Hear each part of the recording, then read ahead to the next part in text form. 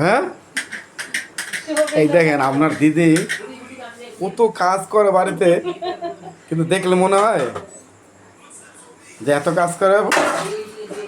এটা আপনাদের আজকে দেখালাম যে এই ভদ্রমহিলাই সেই ভদ্রমহিলা যে বাড়িতে এত কাজ করে। কি বললেন? তাহলে যে রান্না করে সে চুলো বাঁধতে পারে, এটা প্রমাণ হলো। তারপরে আজকে রাত্রেবেলার এই যে রান্না ভাত হয়ে গেছে, আজকে এখন সোয়াবিন হবে, বলেন তো। মানে মাছ মাংস ডিম খেতে খেতে ছেলেবেলে এখন একদম না না, তাই আজকে একটু সোয়াবিন আনা হয়েছে। ঠিক আছে, রাত্রেবেলা একটু সোয়াবিন হবে। সোয়াবিন দিয়ে হালকা করে কিছুক্ষণ আগে আমরা টিফিন করেছি, বেগুনি ঘুগনি। আপনার দিদি আবার একটু বেগুনি খেতে পছন্দ করে বাইরের। ঘরে বলি বেগুনি করো, ঘরে বেগুনি করে না, বললো বাইরের বেগুনি এত পছন্দ, আর বাইরের বেগুনি খাবে।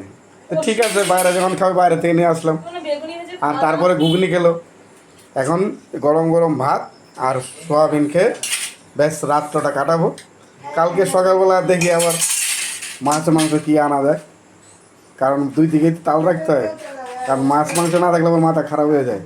তাহলে কতটা কতটা কতটা কাজ করে আপনার দিদি, এই তার প্রমাণ দেখলেন। তাহলে সেই ব্যক্তি এই ব্যক্তি যে এত কাজ করে আবার ভালো রিলসও করে। পরবর্তী ক্ষেত্রে আবার দেখাবো। রান্না কমপ্লিট, এই যে খেতে বসে পড়েছে, খেতে দেবো এবার।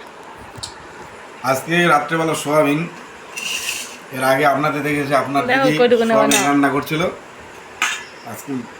আজকে খিদেটা খুব একটা নেই, রাত্রিবেলা টিফিন বেশি করা হয়ে গেছে, তাই একটু সোয়াবিন দিয়ে অল্প কটা ভাত খেয়ে নিলাম।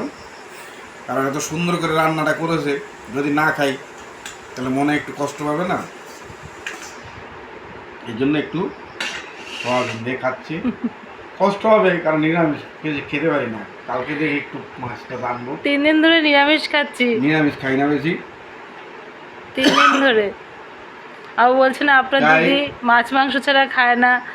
দিদির ভালো কথা কোনোদিনও বলে না, সবসময় দিদির নেগেটিভ বলবে, হালকা করে দিদিকে অপমান করে দেবে, হেসে হেসে অপমান করে। তো ওই জন্য খুব সুন্দর কি আর বলবো, কিন্তু রিচে আছে বেশি,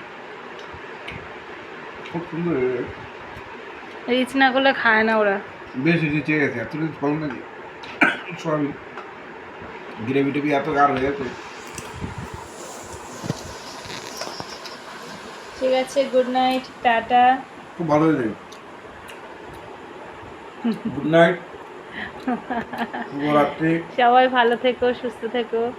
আবার কালকে সকালে দেখা হবে। আজকের মতো টাটা।